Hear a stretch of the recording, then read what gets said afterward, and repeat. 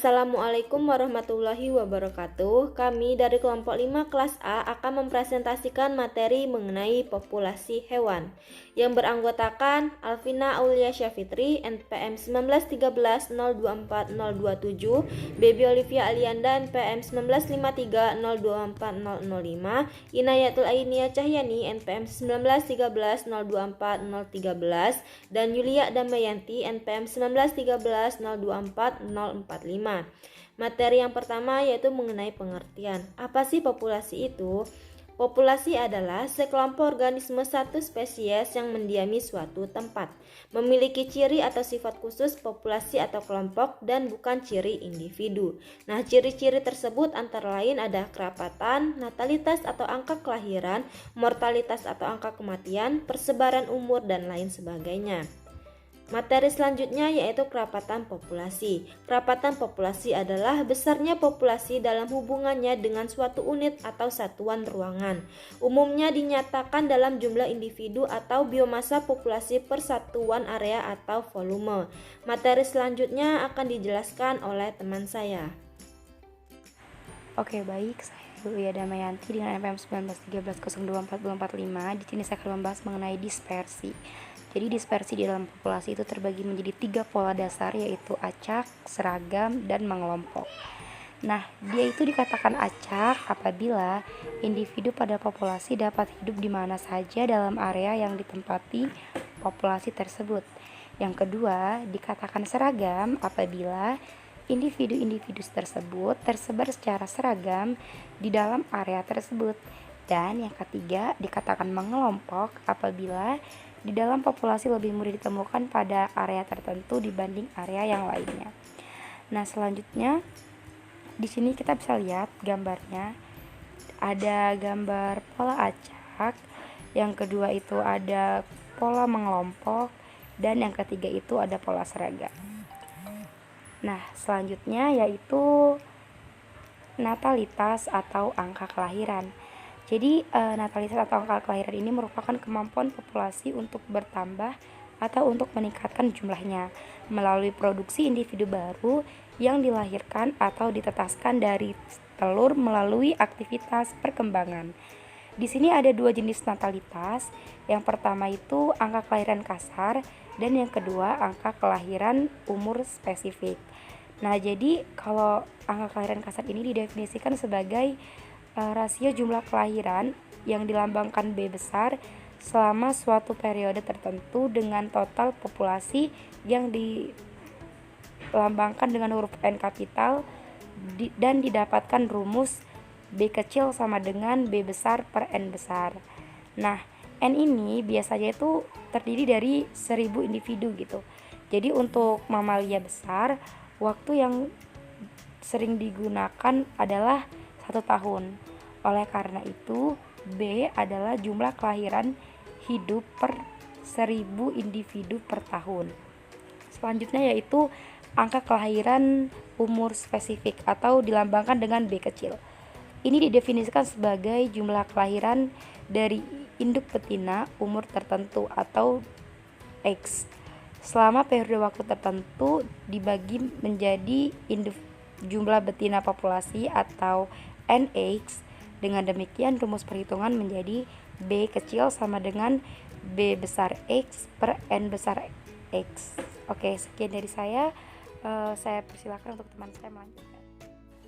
Nah, baik, selanjutnya ada mortalitas atau angka kematian. Mortalitas atau angka kematian itu adalah jumlah individu yang mati dalam populasi untuk suatu periode waktu tertentu. Mortalitas dapat dinyatakan sebagai individu yang mati dalam kurun waktu tertentu. Seperti halnya angka kelahiran, angka kematian atau death mortality rate dibedakan menjadi angka mortalitas kasar dan angka mortalitas pada kelompok umur tertentu. Yang pertama itu ada kematian kasar, diperoleh dengan menghitung rasio jumlah kematian dan total populasi pada periode waktu tertentu. Pada mamalia besar digunakan 1 tahun. Rumus yang digunakan itu adalah D kecil sama dengan D besar per N besar.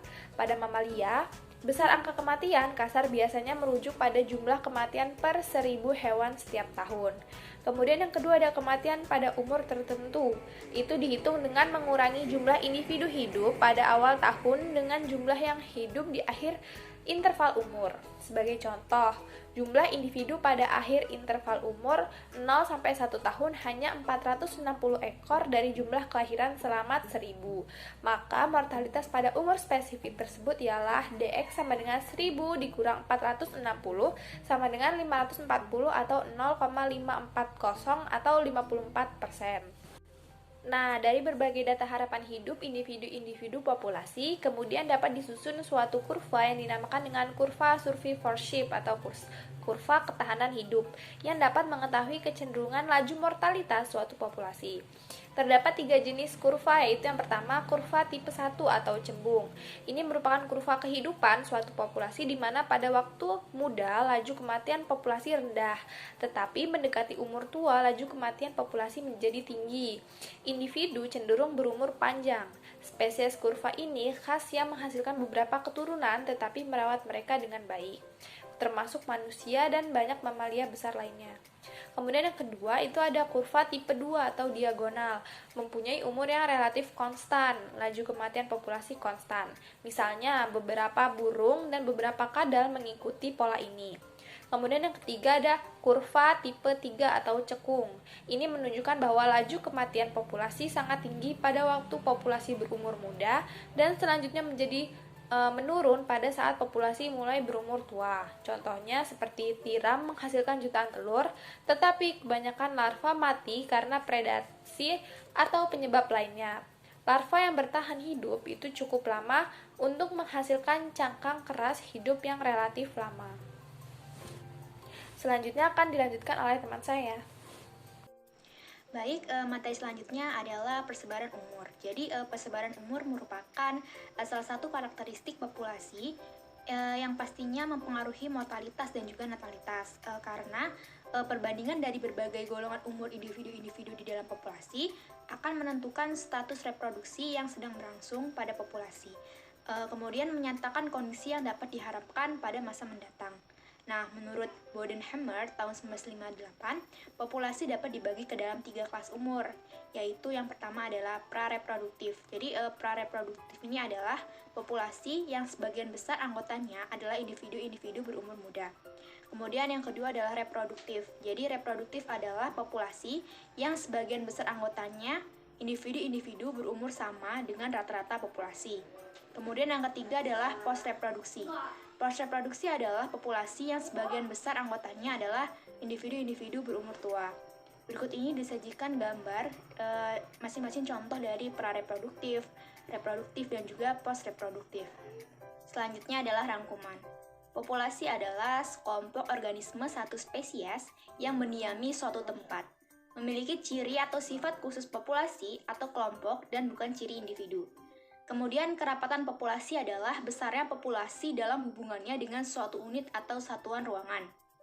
Natalitas merupakan kemampuan populasi untuk bertambah atau untuk meningkatkan jumlahnya melalui reproduksi, individu baru yang dilahirkan atau ditetaskan dari telur melalui aktivitas perkembangan. Mortalitas atau angka kematian yaitu jumlah individu yang mati dalam populasi untuk suatu periode waktu tertentu. Mortalitas dapat dinyatakan sebagai individu yang mati dalam kurun waktu tertentu. Persebaran umur merupakan salah satu karakteristik populasi yang mempengaruhi mortalitas dan natalitas karena perbandingan dari berbagai golongan umur individu-individu di dalam populasi akan menentukan status reproduksi yang sedang berlangsung pada populasi dan menyatakan kondisi yang dapat diharapkan pada masa mendatang. Baiklah, sekian presentasi dari kelompok 5A. Kami akhiri, wassalamualaikum warahmatullahi wabarakatuh.